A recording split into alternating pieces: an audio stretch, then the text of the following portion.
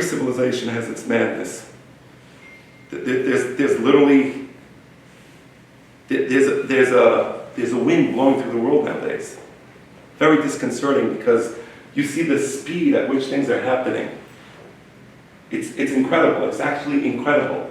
I want to give you one example of madness in the United States, although I already gave you one.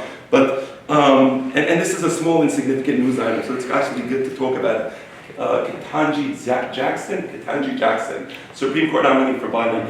And when I heard that he wants to nominate a black woman, I said, good, that's good. Diversity is always good, because with diversity, you have different opinions. And I like different opinions, because with more opinions, you have discussions, and eventually you reach the truth. So I was actually listening to the Senate confirmation hearings. I want to hear how she deals with things.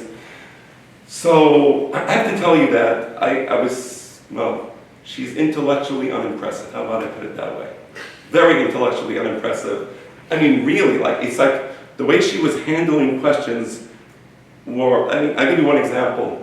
They asked her, can you define a woman? Mm-hmm. Yeah. Yes. It's like, can you define a woman? And just so you understand, there's many laws in the United States that have to do with women. The 19th Amendment of the US Constitution is equal rights for women. There's many laws out there to protect women. And first she said, well, no, I can't. And the person asking the question says, well, what do you mean you can't? And the answer of Ketanji Jackson was actually, for me, I just found it so interesting. And she said, I'm not a biologist. She's not a biologist, so she can't define a woman. Is it sunny outside today? You're not an astronomer. Is it sunny now? Can anybody tell me if it's sunny? Can you look outside? We'll take a poll. Are you an astronomer? How are you feeling tonight? You feeling good? Are you a doctor?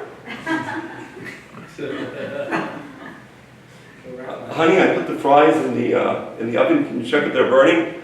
Am I a master class chef from France? Are you understanding the insanity of our society? It's literally insane. And this will be one of the Supreme Court justices sitting up there in the highest court of the land, a person who is nominated because she's a woman, but you can't define a woman. Yeah. I mean, that's just insane. That is like literally insane. So you understand that we're in this flower pot. We're in Kur HaBarzel.